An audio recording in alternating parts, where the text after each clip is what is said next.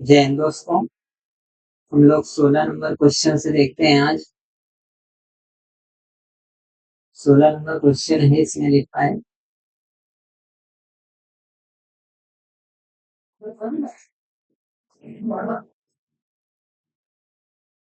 Question है केंद्र में द्वैध शासन किस अधिनियम के अंतर्गत स्थापित किया गया। तो केंद्र में द्वैध शासन किस अधिनियम के अंतर्गत स्थापित किया गया। तो केंद्र में द्वैध शासन लगाया गया था भारत शासन अधिनियम 1935 के तहत। भारत शासन अधिनियम 1935 के तहत केंद्र में द्वैध शासन लगाया गया था। और अगर पूछा जाए प्रांतों में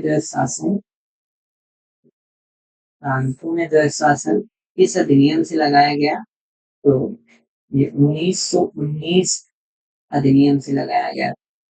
मांटेंगी चेम्सफोर्ड अधिनियम 1919 के तहत लगाया गया। इसके बाद अगला क्वेश्चन देखते हैं हम लोग।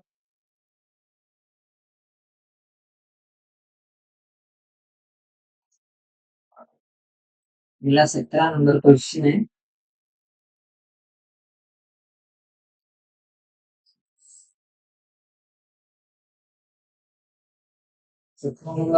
राष्ट्रपति का अध्यादेश निर्गत करने राष्ट्रपति का अध्यादेश निर्गत करने की शक्ति राष्ट्रपति का अध्यादेश निर्गत करने की शक्ति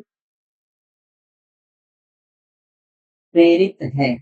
मतलब राष्ट्रपति का अध्यादेश जारी करने की शक्ति किस एक्ट के तहत है। तो राष्ट्रपति के अध्यादेश जारी करने की शक्ति भारत शासन अधिनियम 1935 के तहत वर्णन किया गया है इसका। अगला क्वेश्चन देखते हैं।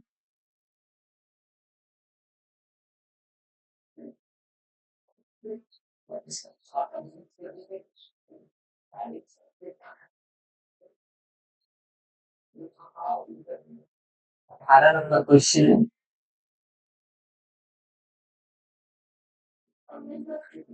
28 नंबर यानी 18 नंबर क्वेश्चन लिखा है।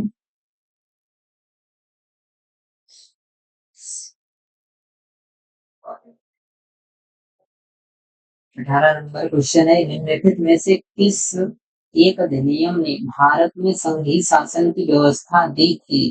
भारत में संघीय शासन की व्यवस्था किस अधिनियम में दी गई थी। तो इसका उत्तर क्या हो जाएगा। इसमें पहला ऑप्शन है भारत सरकार अधिनियम 1909 के तहत। दूसरा ऑप्शन है भारत सरकार अधिनियम 1919 के तहत। तीसरा ऑप्शन है भारत सरकार अधिनियम 1935 के तहत।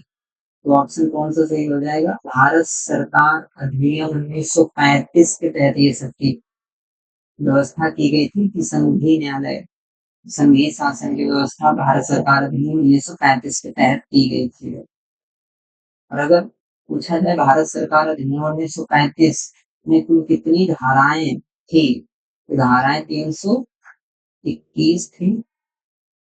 और अगर पूछा जाए कुल अनुसूचियां इसमें कितनी थी, तो अनुसूचियां इसमें कुल 10 अनुसूचियां भारत सरकार अधिनियम 1935 में 321 अनुसूचियां थी। यानी 321 धाराएं थी और 10 अनुसूचियां थी। पंडित नेहरू जी ने इसे नया गुलामी का चार्टर बताया था। पंडित नेहरू ने इसे नया गुलामी का चार्टर बताया नया गुलामी का चार्टर बताया था चार्टर बताया। हाँ। और भारत सरकार अधिनियम 1935 के तहत ही केंद्र में द्वैध शासन व्यवस्था लागू की गई थी और प्रांतों में द्वैध शासन व्यवस्था को समाप्त कर दिया गया। प्रांतों में द्वैध शासन व्यवस्था को समाप्त कर दिया गया था। अगला क्वेश्चन देखते हैं। 19 नंबर क्वेश्चन है।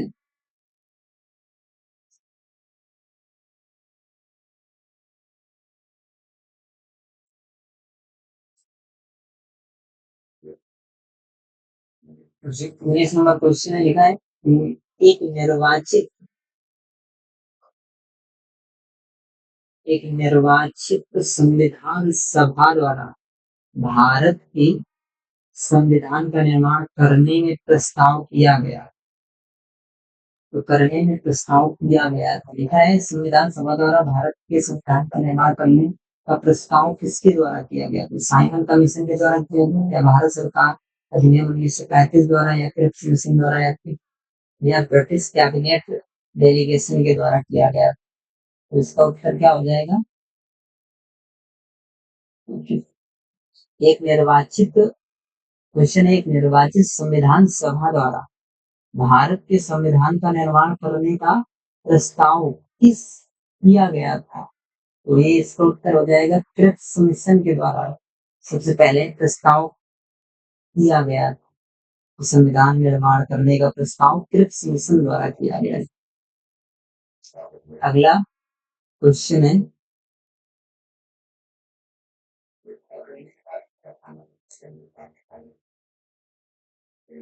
अगला क्वेश्चन है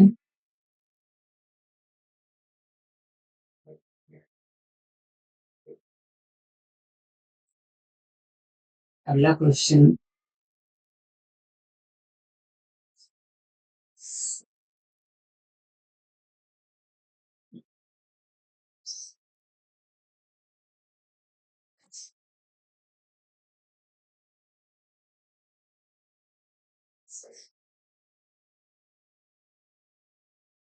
ठीक है। अगला क्वेश्चन बता रहा है इसमें, ठीक है, कैबिनेट मिशन के अंतर्गत संविधान निर्मात्री परिषद में प्रत्येक प्रांत को आवंटित सदस्य संख्या निर्धारित करने के लिए एक प्रतिनिधि कितनी जनसंख्या के अनुपात में था? मतलब कैबिनेट मिशन के अंतर्गत जो कैबिनेट मिशन में जो संविधान सभा में सदस्य चुने गए थे वो 389 टोटल सदस्य थे। 389 सदस्य जो आए थे वो कितनी जनसंख्या के अनुपात पर आए थे? तो प्रत्येक सदस्य, एक सदस्य आया था और एक सदस्य 10 लाख लोगों के 10 लाख व्यक्तियों के पास से आए। 10 लाख व्यक्तियों का प्रतिनिधित्व कर रहा था, तो 10 लाख व्यक्ति पर एक सदस्य चुन के आया था। तो इसका उत्तर कौन सा सही हो जाएगा? Option number B.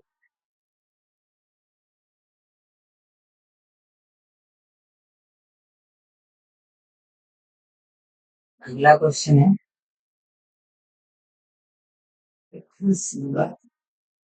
अगला क्वेश्चन है संविधान भारत के संविधान का प्रारूप तैयार करने वाली संविधान सभा के सदस्यों को भारत के संविधान का प्रारूप तैयार करने वाली संविधान सभा के सदस्यों को ऑप्शन है पहला, ब्रिटिश संसद द्वारा नामित किया गया था। दूसरा ऑप्शन है गवर्नर जनरल द्वारा नामित किया गया। तीसरा ऑप्शन है विभिन्न प्रांतों की विधानसभाओं द्वारा चुना गया था। तीसरा ऑप्शन है भारतीय राष्ट्रीय कांग्रेस और मुस्लिम लीग द्वारा। तो ये भी ऑप्शन गलत है और ये भी गलत है, ये भी गलत है। ऑप्शन नंबर तीसरा सही है। विभिन्न प्रांतों की विधानसभाओं द्वारा प्रारूप को तैयार किया गया था सदस्यों के लिए। अगला क्वेश्चन,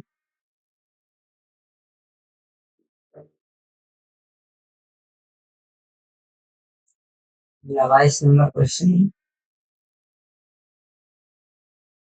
22 नंबर क्वेश्चन है, संविधान सभा के चुने हुए स्थायी अध्यक्ष कौन? संविधान सभा में चुने हुए स्थायी अध्यक्ष कौन थे? तो स्थायी अध्यक्ष की अगर बात की जाए तो संविधान सभा में स्थायी अध्यक्ष राजेंद्र प्रसाद थे। अगर पूछा जाए अस्थायी अध्यक्ष कौन थे? अस्थायी अध्यक्ष की अगर बात किया जाए, अस्थायी अध्यक्ष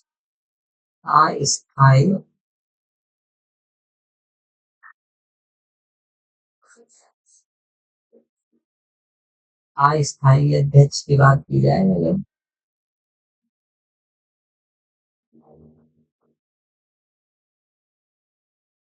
अस्थायी अध्यक्ष,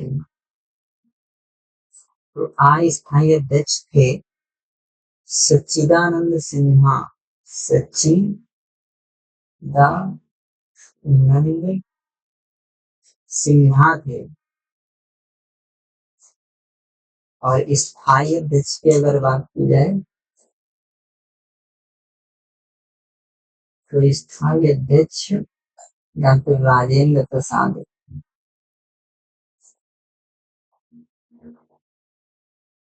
प्रसाद थे। अगला क्वेश्चन है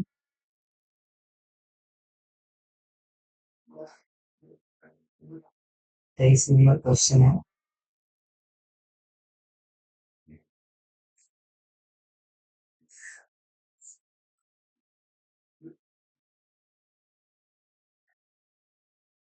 ये 23 नंबर क्वेश्चन बता रहा है इसमें,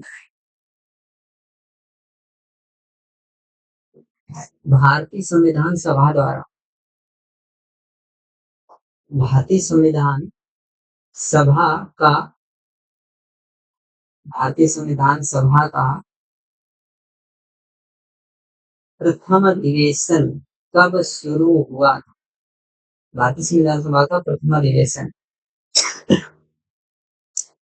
10 जून 1946 को, 9 दिसंबर 1946 को, 19 दिसंबर 1946 को, या 30 जून 1946 को। तो ऑप्शन कौन सा सही है इसमें? ऑप्शन नंबर डी, 9 दिसंबर 1946 को संविधान सभा की पहली बैठक या प्रथम अधिवेशन हुआ था। अगर पूछा जाए संविधान सभा का प्रारूप, संविधान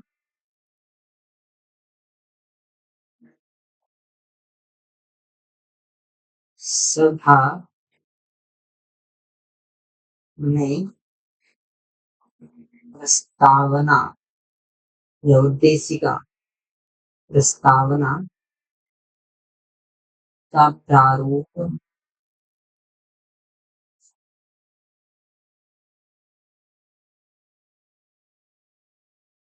किसने पेश किया?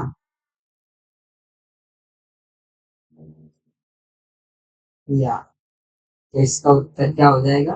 पंडित नेहरू जी, नेहरू जी ने, पंडित नेहरू जी हमारे देश के प्रथम पीएम है, प्रथम पीएम। अगला क्वेश्चन देखते हैं, अगला है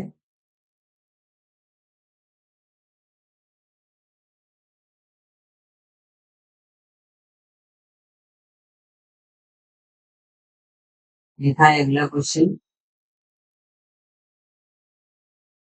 संविधान सभा की प्रथम बैठक की अध्यक्षता किसने की थी?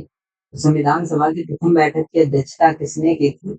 अगर ये पूछा जाए तो संविधान सभा की प्रथम बैठक की अध्यक्षता किसने की? संविधान सभा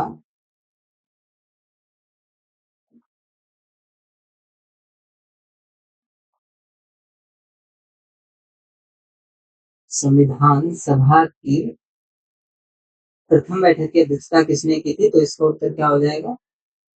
सच्चिदानंद सिन्हा। ना तो राजेंद्र प्रसाद थे होंगे इसमें, ना ही भीमराव अम्बेडकर, ना ही मौलाना अबुल कलाम आजाद होंगे। बी आर अम्बेडकर की अगर बात की जाए तो ये प्रारूप समिति के अध्यक्ष थे, प्रारूप समिति के अध्यक्ष थे। ये अध्यक्ष थे। और अगर राजेंद्र प्रसाद की बात की जाए तो ये स्थायी अध्यक्ष, स्थायी अध्यक्ष अध्यक्ष बने दूसरी बैठक में, सेकंड बैठक में बने थे। अगला क्वेश्चन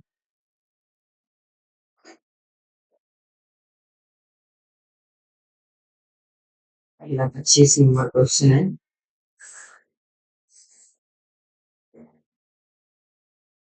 लिखा है लिखा है भारत को एक संविधान देने का प्रस्ताव संविधान सभा द्वारा पारित किया गया था। भारत को एक संविधान देने का प्रस्ताव संविधान सभा द्वारा पारित किया गया था। मतलब संविधान सभा द्वारा संविधान देने का प्रस्ताव कब पारित किया गया था? तो इसका उत्तर ये नया क्वेश्चन है, इसको ध्यान से पढ़िएगा। क्वेश्चन है, इसका उत्तर क्या हो जाएगा? 20 फरवरी 1947 को प्रारूप दिया गया था इसका। अगला क्वेश्चन है,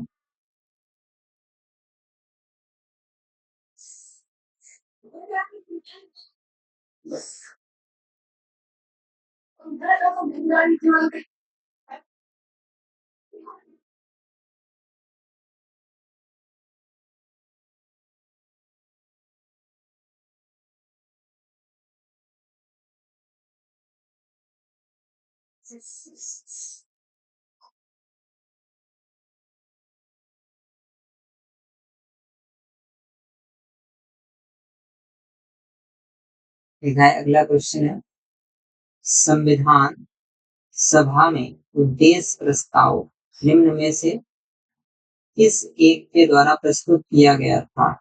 संविधान सभा में उद्देश्य प्रस्ताव किस निम्न में से किस एक के द्वारा प्रस्तुत किया गया था? अभी कुछ देर पहले बताया कि संविधान सभा में उद्देश्य प्रस्ताव या उद्देशिका को किसने पेश किया था? पंडित जवाहरलाल नेहरू द्वारा पेश किया गया था। तो इसका ऑप्शन नंबर बी सही हो जाएगा। अगला क्वेश्चन देखते हैं,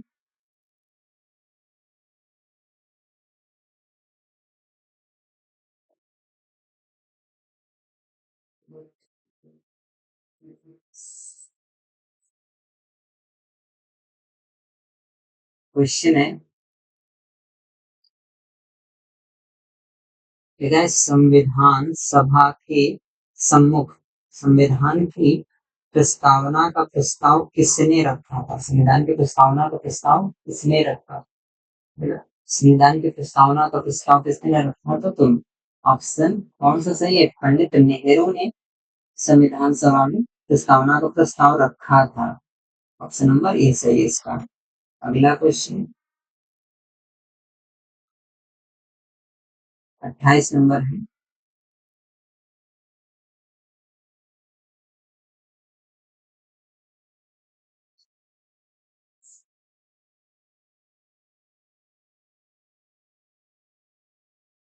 लिखा है क्वेश्चन, भारतीय संविधान को बनाने हेतु भारतीय सभा के कुल कितने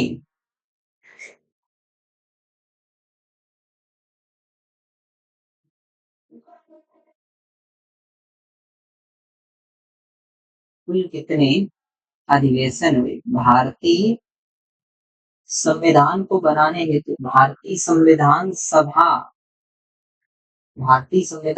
के कुल कितने अधिवेशन हुए? मतलब संविधान सभा के कुल कितने अधिवेशन हुए? तो इसका उत्तर कितने हुए थे? कहीं कहीं पर 11 भी दिया है, लेकिन ऑप्शन के अकॉर्डिंग 12 इसका उत्तर सही होगा, यानी 12 अधिवेशन हुए थे कुल टोटल। अगला क्वेश्चन देखते हैं,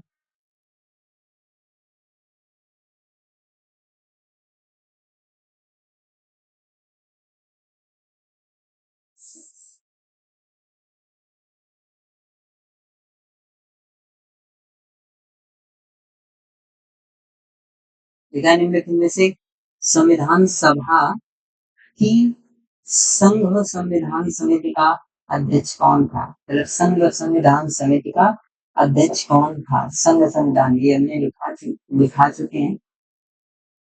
इसका उत्तर क्या हो जाएगा? तो क्या बी आर अम्बेडकर नहीं है? या जे बी कृपलानी थे? नहीं थे। तो संघ संविधान समिति के अध्यक्ष थे पंडित जवाहरलाल नेहरू थे। पंडित जवाहरलाल नेहरू थे। अगला क्वेश्चन देखते हैं,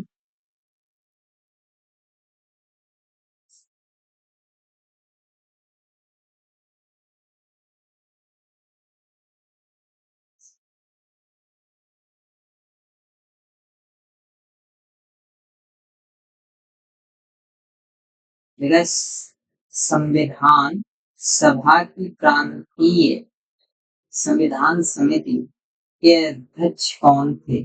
संविधान सभा की प्रांतीय संविधान समिति के अध्यक्ष कौन थे? संविधान सभा की प्रांतीय संविधान समिति के अध्यक्ष कौन थे? प्रांतीय कह रहा है ना, प्रांतीय, प्रांतीय संविधान, तो प्रांतों को किसने, यानी प्रांतों को किसने जोड़ा? तो सबसे ज्यादा योगदान किसका था? सरदार पटेल जी का। तो प्रांतीय संविधान समिति के अध्यक्ष कौन थे? सरदार वल्लभ भाई पटेल थे। अगला क्वेश्चन,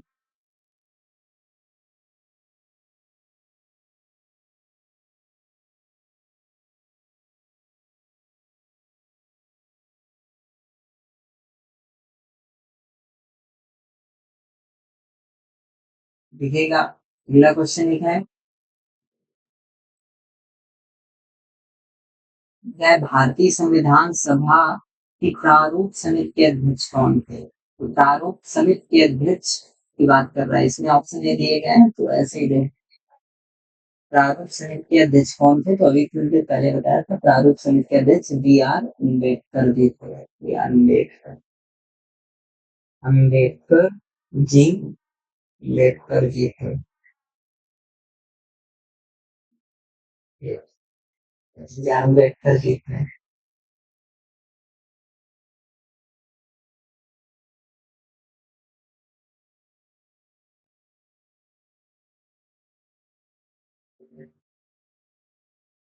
अगर बात की जाए तो संविधान सभा की तीसरी बैठक अगर पूछा जाए कब, या पूछा जाए उद्देश्य प्रस्ताव को कब बी आर अम्बेडकर ने पेश किया था? उद्देश्य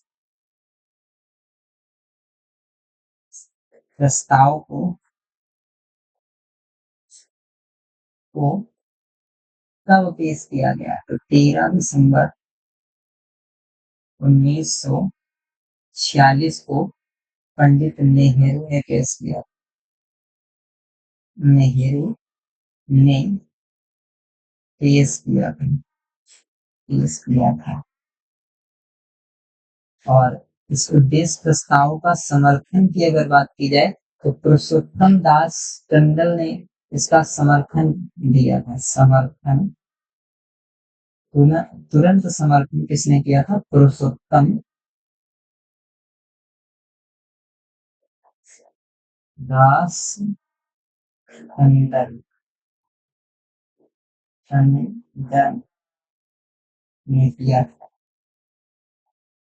और उद्देश्य प्रस्ताव की स्वीकृति की अगर बात की जाए कि इसको स्वीकृति कब मिली? स्वीकृति स्वीकृति मिली 22 जनवरी 1947 को स्वीकृति मिली थी। और इस उद्देश्य प्रस्ताव में 8 आर्टिकल थे। अनुच्छेद कितने थे? 8 अनुच्छेद थे। 8 अनुच्छेद थे इसमें।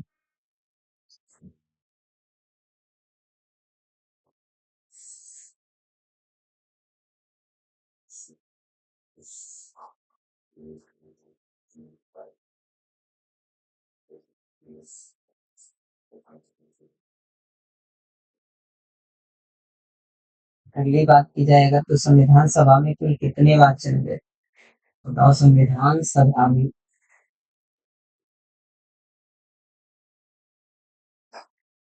संविधान सभा में कुल कितने वाचन हुए? ये वाचन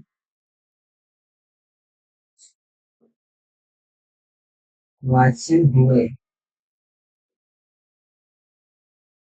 कितने वाचन हुए थे? तो संविधान सभा में कुल 3 वाचन हुए, 3 वाचन हुए थे। पहला वाचन अगर पूछे जाए, पहला वाचन कब हुआ? तो से 4 नवंबर 1948 से 9 नवंबर 1948 तक चला था। सेकंड वाला अगर पूछा जाए वाचन कब कब से कब तक रहा, तो सेकंड वाला वाचन 15 नवंबर से 15 नवंबर 1948 से 17 अक्टूबर 1949 तक चला था, तब चला। फिर उसके बाद थर्ड वाचन की बात की जाए अगर, तो थर्ड वाचन कब से कब तक चला, तो 14 नवंबर से 1949, 14 नवंबर 1949 से 26 नवंबर 1949 तक चला।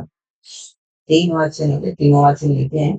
पहला वाचन 4 नवंबर 1948 से 9 नवंबर 1948 तक चला। सेकंड वाचन 15 नवंबर 1948 से 17 अक्टूबर 1949 तक चला। और थर्ड वाचन था जो 14 नवंबर 1949 से 26 नवंबर 1949 तक चला। अगर इसी जगह पे पूछ लिया जाए 26 नवंबर को कौन सा दिवस मनाया जाता है, 26 नवंबर को कौन सा दिवस मनाया जाता है, 26 नवंबर को कौन सा दिवस मनाया जाता है, तो 26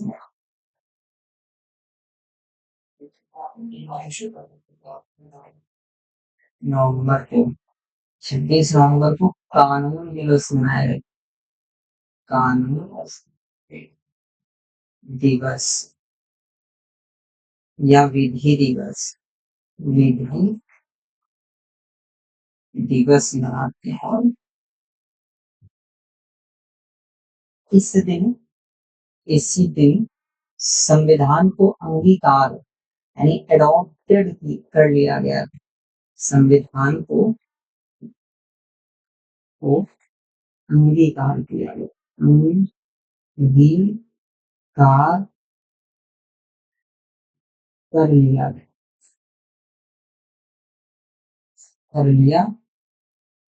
गया। इसी तारीख को यानी 26 नवंबर 1949 को ही संविधान के 16 अनुच्छेद लागू कर दिए गए थे। 16 अनुच्छेद लागू कर दिए गए, लागू कर दिए गए थे। अगला क्वेश्चन देखते हैं।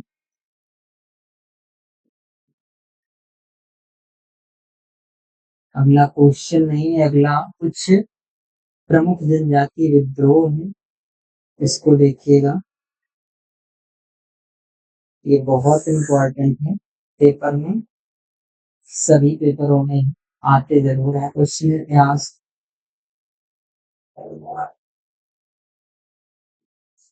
तो लिखा है जनजातीय भारत के प्रमुख जनजातीय विद्रोह, ठीक है। इनको काफी में नोट कर लीजिएगा और डेली खेलते रहिएगा तो ये याद हो जाए।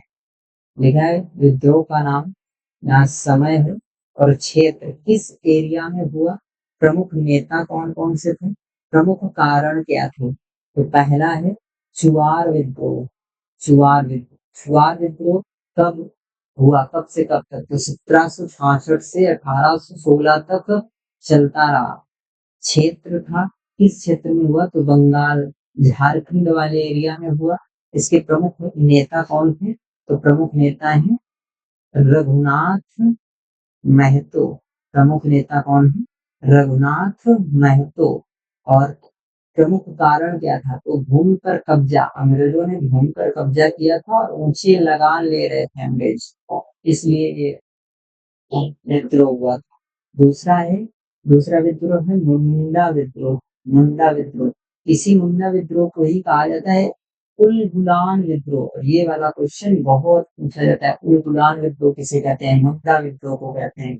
और ये कब से कब तक हुआ, तो 1899 से 1900 तक चल।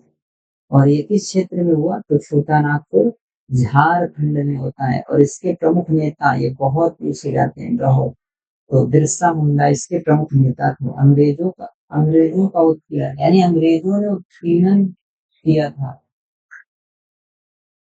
इसलिए ये वाला विद्रोह हुआ था। और इसके जो नेता थे बिरसा मुंडा, उनको एक उपाधि दी गई है। उनको कहा जाता है धरती आभा, यानी धरती आभा कहा जाता है उनको, धरती आभा के नाम से वो फेमस है। अगला आंदोलन है, अगला आंदोलन है भील भगत आंदोलन। भील भगत आंदोलन ये कब से कब तक हुआ? 1913 में हुआ था भील भगत आंदोलन। ये कहाँ पर होता है? तो मानगढ़, राजस्थान गुजरात वाले एरिया में होता है। और इसके प्रमुख नेता जो थे वो थे गोविंद गुरु थे। और ये इसका प्रमुख कारण क्या था? धार्मिक सामाजिक सुधार, यानी अंग्रेज जो थे वो बहुत धर्म के खिलाफ जा रहे थे, इसलिए ये वाला विद्रोह हुआ था। अगला है संथाल विद्रोह। संथाल विद्रोह बहुत पूछा जाता है पेपर में। ये है 1855 से 1856। और ये कहाँ पर हुआ था, किस एरिया में हुआ था? तो झारखंड बिहार में हुआ था। इसके प्रमुख नेता सिद्धू कान्हू थे। और ये जमींदारों और अंग्रेजों के विरुद्ध हुआ था। मतलब जमींदार जो थे वो जमीन को हड़प रहे थे और अंग्रेजों के विरुद्ध, अंग्रेज जमीनों को हड़पना चाह रहे थे, इसलिए हुआ था। अगला है विद्रोह खासी विद्रोह। खासी विद्रोह का होता है 1830 से 1832 में होता है। उसका जो क्षेत्र था, किस एरिया में हुआ था? तो मेघालय एरिया में हुआ था। इसके प्रमुख नेता कौन थे? तो इसके प्रमुख नेता थे तिरोत सिंह या तीरथ सिंह, तिरोत सिंह या तीरथ सिंह। और प्रमुख कारण था अंग्रेजों द्वारा सड़क निर्माण और भूमि अधिग्रहण। भूमि अंग्रेजों द्वारा सड़क निर्माण किया जा रहा था और भूमि को अधिग्रहण कर लिया जा रहा था, तो इसलिए ये वाला आंदोलन होता है। अगला है कोल विद्रोह। कोल विद्रोह कब होता है? तो 1831 से 32, 1831-32 में होता है। और ये किस एरिया में होता है? तो झारखंड वाले एरिया में होता है। और इसके प्रमुख नेता कौन थे? तो इसके प्रमुख बुद्धू भगत इसके प्रमुख नेता थे। कुछ इम्पोर्टेंट याद करना है आपको, जैसे कोल, एक चुआर विद्रोह याद करना है, एक मुंडा विद्रोह याद करना है, और एक संथाल विद्रोह याद करना है, एक कोल विद्रोह और एक खासी विद्रोह याद करना है, और एक भील विद्रोह। कुछ बहुत इम्पोर्टेंट है ये बात। आंदोलन विद्रोह में कोल विद्रोह का होता है 1831-32 में झारखंड। इसके नेता बुद्धू भगत थे। जमींदारों और अंग्रेजों द्वारा भूमि पर कब्जा कर लिया जा रहा था, इसलिए हुआ था। अगला है हो जनजाति विद्रोह। हो जनजाति विद्रोह कब होता है? 1820 से 1827। और ये किस क्षेत्र में होता है? तो सिंह भूमि झारखंड में होता है। और इसके प्रमुख नेता नहीं तो कोई, मतलब बहुत सारे लोग थे। तो ये इसका प्रमुख कारण क्या था? तो कर शोषण के खिलाफ खिलाफ हुआ था। कर ज्यादा लिया जा रहा था और शोषण किया जा रहा था लोगों का, इसलिए हुआ था। भील आंदोलन कब होता है? भील आंदोलन 1817 से 18 में होता है। और एक खानदेश महाराष्ट्र वाले एरिया में होता है। और इसके प्रमुख नेता कौन थे? गोविंद गुरु थे। और ये अंग्रेजों द्वारा भूमि छीनी जा रही थी, इसलिए होगा अंग्रेजों द्वारा। और रिफॉर्म विद्रोह इसको छोड़ देते हैं, इसको अगले कदम बताया जाएगा। और बचे हैं शेष कुछ, आगे देखते हैं अगर क्वेश्चन हो इसके।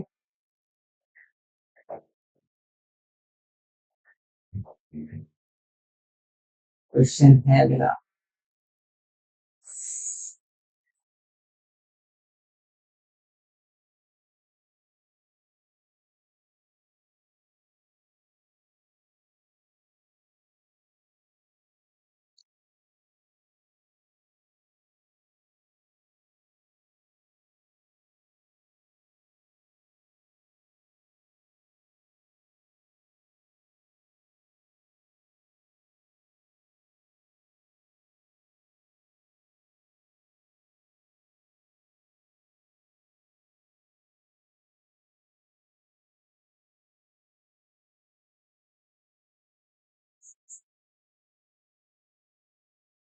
क्वेश्चन है चुआर विद्रोह। क्या चुआर विद्रोह किस क्षेत्र में हुआ था? तो अभी अभी बताया चुआर विद्रोह किस क्षेत्र में हुआ था? बंगाल और झारखंड वाले एरिया। इसका उत्तर क्या हो जाएगा? बंगाल और झारखंड वाले एरिया। अब एक क्वेश्चन है,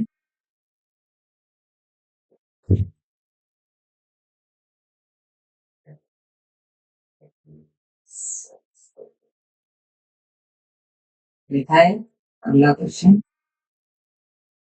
ठीक है, कौन विद्रोह 1831-32 में हुआ था, का नेतृत्व किसने किया था? कौन विद्रोह का नेतृत्व किसने किया था? अभी अभी बताया था कौन विद्रोह का नेतृत्व किसने किया था? बुद्धू भगत ने किया था। बुद्धू भगत ने किया था। इसका ऑप्शन कौन सा सही है? सी सही है, बुद्धू भगत ने किया था। अगर पूछा जाए अगर पूछा जाए कि बिरसा मुंडा ने किस आंदोलन का नेतृत्व किया था? बिरसा मुंडा, तो बिरसा मुंडा किस आंदोलन का? उन्मूलन विद्रोह, उन्मूलन विद्रोह का किया था। उन्मूलन विद्रोह का नेतृत्व किया था। और सिद्धू कानू ने किस सिद्धू मुर्मू लिखा है यहाँ पर, सिद्धू कानू और कानू मुर्मू ने संथाल विद्रोह का नेतृत्व किया। संथाल विद्रोह का नेतृत्व। अगला क्वेश्चन है,